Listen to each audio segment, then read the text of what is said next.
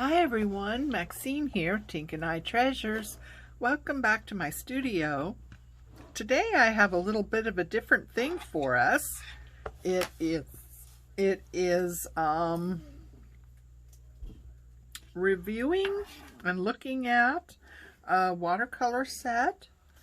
This is from Kuretake, which is a Japanese traditional professional artists watercolor kit.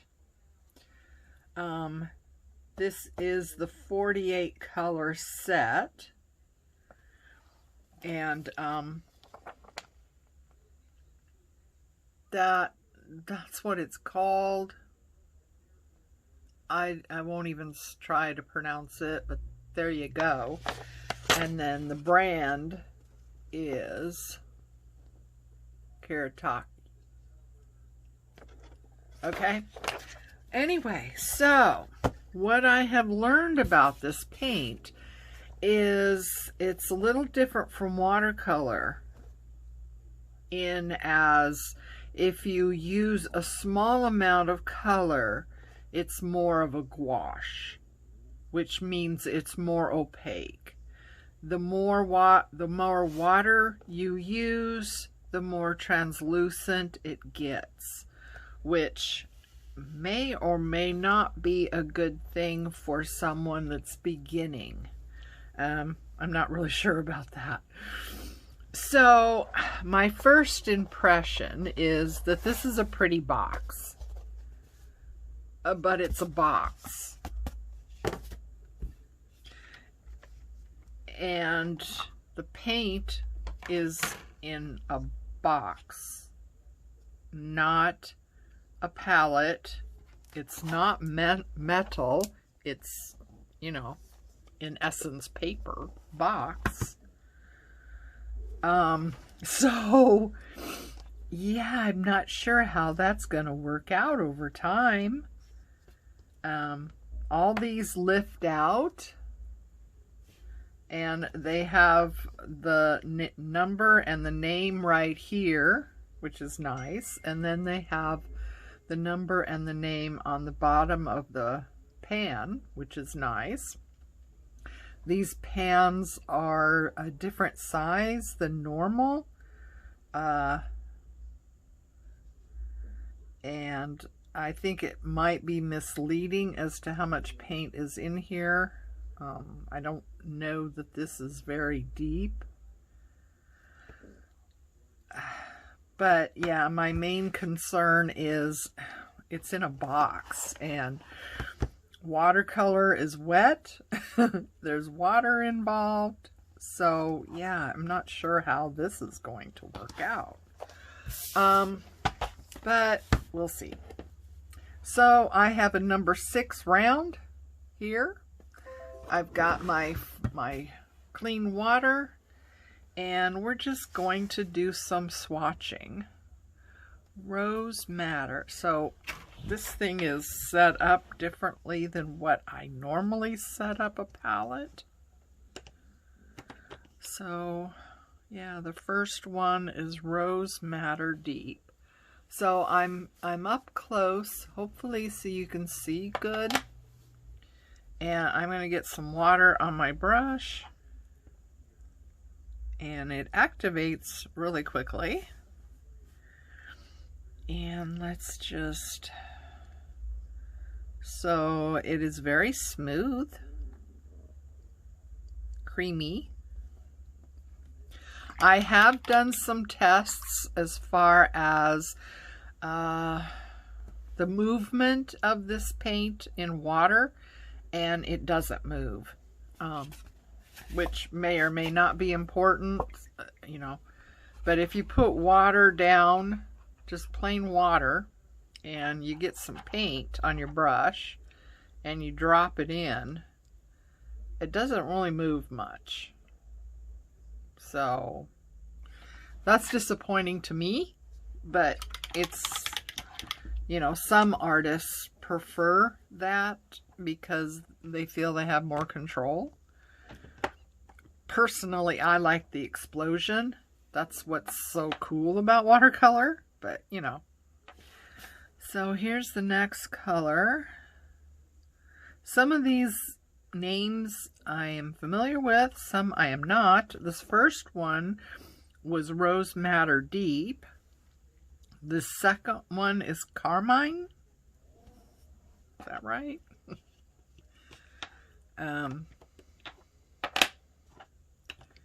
So then they have, the next one is Rose Madder. Why it wasn't next to Rose Madder Deep, I'm not sure.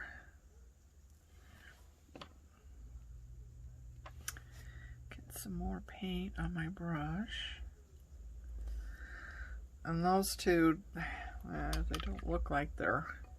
I'm not sure if 48 set is necessary. You might want to look at some lesser palettes,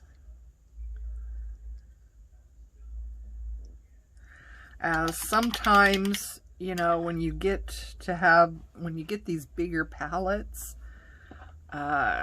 it doesn't make any sense in some cases, because the colors that they have are so close to each other that what is the point?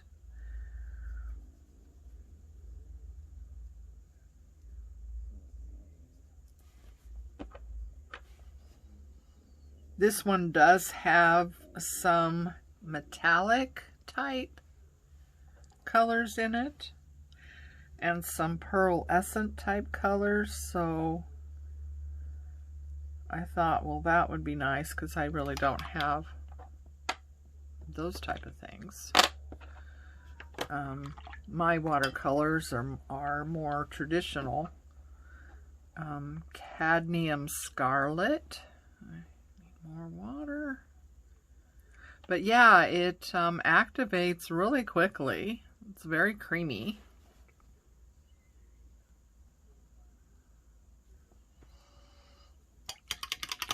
But the less water you use, the more opaque and more like a gouache it is. And if you add water, it becomes more translucent, like a watercolor. So, you know, that, depending on what you're doing, might be nice. I mean, it does have white, which traditional watercolorists don't use white or black. But, you know, the white is the paper, and black, you can get a dark by mixing other colors, which in my opinion becomes prettier than just black out of the tube type of thing.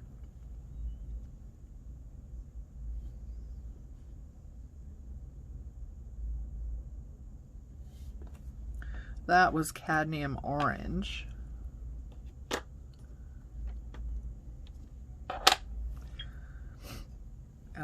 These are not watercolors for children, as cadmium colors, I believe, are toxic. But only if you, like, put it in your mouth or something. Yeah, so they're not made for children, not with cadmium colors in them.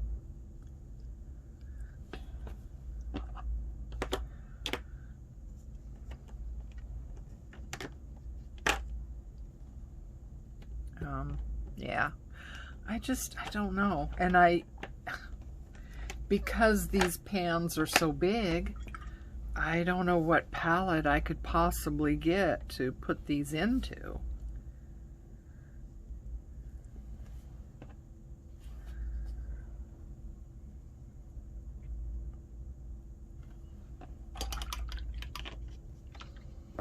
This is a very time-consuming process, and I'm not going to have you sit here through the whole thing. I mean, some people might enjoy sitting through this, but I need to be mindful that, you know, when someone clicks on my video, that they're more likely to watch it all the way through rather than click off right away, which seems to be a problem. And I don't know how to address that. I mean, why do you click off right away? It's because you thought it was something that it wasn't? I mean, I try to have good descriptions. This is olive green. That's a pretty color. So let's get down to some of the other types. So that might be interesting to see. So this is the gold.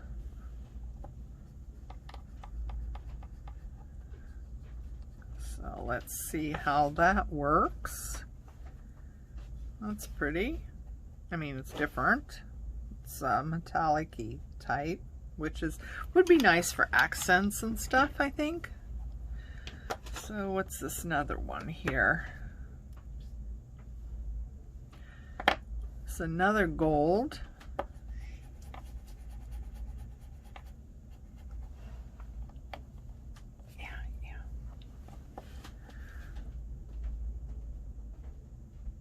So that's, yeah, this one looks, I don't know, looks more like a rose gold than a gold. Not really sure how those are going to dry. It doesn't appear that it's a real fast drying. I mean, these are still wet. Even the first one I did, those two are getting pretty dry, but the rest of these still have a shine to them. So, all right, this is white gold, which I would consider more of a pearlescent type gold, white, a pearl white, rather than a white gold. And you probably, I don't know if you can even see that very well. So yeah, let's see, let's look at this one. Cherry Blossom Pink. I like having pinks in my palette. I usually use Opera, which is a Holbein color. It's beautiful pink. I'm not sure about this. Looks more like Pepto-Bismol pink. Pink is a tricky color. You know, it can be really pretty or it can be, you know, pretty awful. So, yeah, it's not Opera, that's for sure. What is this? Lilac. What other color would you like to see? Blue Gray Deep. Let's see, where's that, if I can find it. Blue Gray Deep. Yeah, you know, that's another thing. This is going to be difficult. Finding the colors in this palette. The problem is that a lot of them in the palette, it's hard to tell what the color is.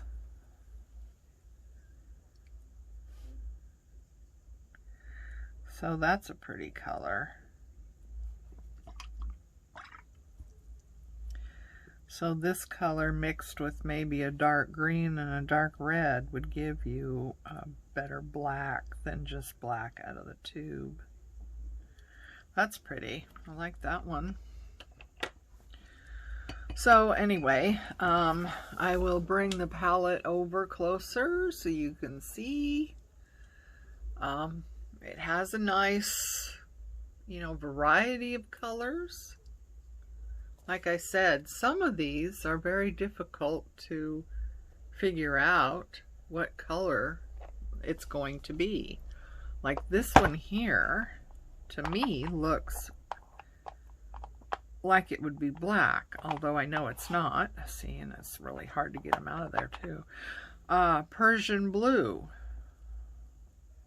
So, okay, so there's those, and there's that white gold, which what I call more of a pearl gold. So, yeah.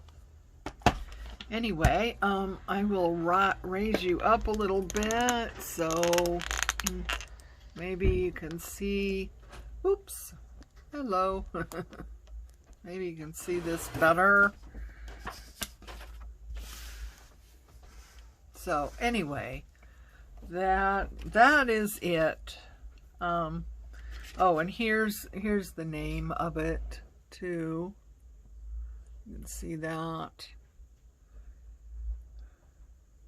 But this is the 48 color palette. Like I said, you know, you might, if you want to give this watercolor a try, I know they have sets that have fewer than 48 that are, you know, price goes with, you know, how many was in here. I got this from Amazon and it was about $47, I think, for the 48, which, you know, is not a bad price. It's about $1 a pan, which is, you know, that's not bad at all. I still like my M-gram watercolors, and I haven't found anything I like better other than maybe Holbein.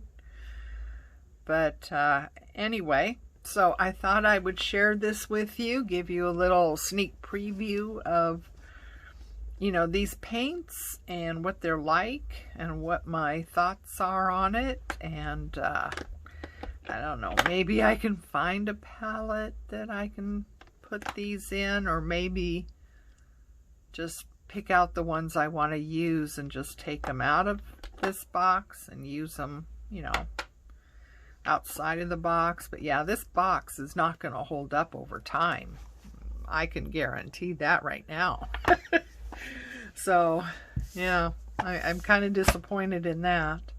But anyway, so thanks for joining me. I hope you got some good information from this, and join me the next time as we continue in all things journals. Bye for now.